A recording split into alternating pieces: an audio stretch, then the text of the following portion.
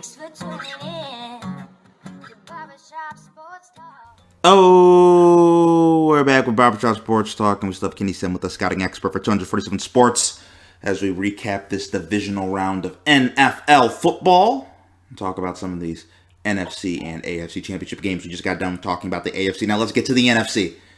Brady versus Brees. You have a 43-year-old versus a 42-year-old.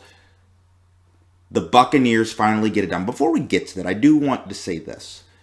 This is, as Jake Glazer reported before the game, this is going to be Drew Brees' last game ever. He is going to be retiring. I want to say congratulations to Drew Brees. He's had a great career, a first ballot Hall of Fame career. Kenny, do you have any words you want to say about Drew?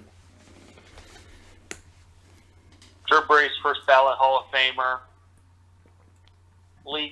NFL leader, career passing yards, second in touchdowns, one of my favorite players, and always a very fierce competitor. And I just remember for years going into the Superdome, countless times Drew Brees would have 500-yard games and 5 touchdowns.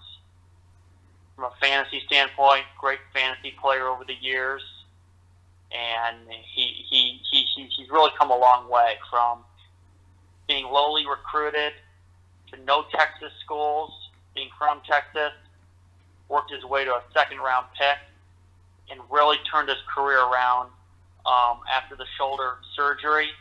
And he's a quarterback that shows that you still have to win with your mind. And you could have athletic ability, but you got to be able to win with your mind as a quarterback. And as his career has gone on, Drew Brees, I think, has known some of these defenses better than the defenders playing those defenses. And I do think this is his last year. I do think he's going to retire here. Coming up in the next few weeks, he'll announce it and go to NBC, where he has a signed contract awaiting him already. Yeah, and I do also want to say this about Drew. Also about how you can get better. I think to a lesser extent, right? You see Tannehill was with the Dolphins. It didn't end up working out. He goes to the Titans, and Tannehill's kind of rejuvenated his career. The Drew Brees that was in San Diego is not the Drew Brees that was in New Orleans. The Drew Brees in San Diego, and Kenny, you can tell me if you disagree, I don't think he was ever considered a unanimous top 5 quarterback in the NFL. Phillip Rivers took his spot. And not only did he end up becoming a top 5 unanimous quarterback in the NFL, I think you can make an argument he was unanimous top 3 quarterback in the NFL for the longest. It went Brady, Manning, and Brees. Those are the 3 guys. And then Aaron came along, and obviously Big Ben was in there too. But it was those kind of like 5 guys. Like that was it. That was the NFL quarterback hierarchy, and he edged himself into it. And nobody will ever mistake who was the better quarterback, Drew Brees or Phillip Rivers. I think that's very easy to say, right? What him and Sean Payton did after what happened in Katrina with New Orleans, super special. I know the New Orleans community loves it. Who Dat Nation? It was made by Drew Brees.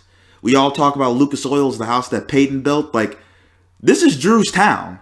Drew has built it. He's in the fabric of the community, the fan base. He's consistently does great stuff for the community. Always in nominees for the Walter Payton Man of the Year. And he's a guy that is going to get overlooked because he played with Brady and Manning, right? And those 2 guys need no introduction. We know what those 2 represented. Those are 2 of the greatest quarterbacks of all time. But just because Brees wasn't as good as those 2 guys doesn't mean Brees wasn't great. Because Drew Brees is a resume that can stack up against almost anybody in the history of this game. Just wanted to say that.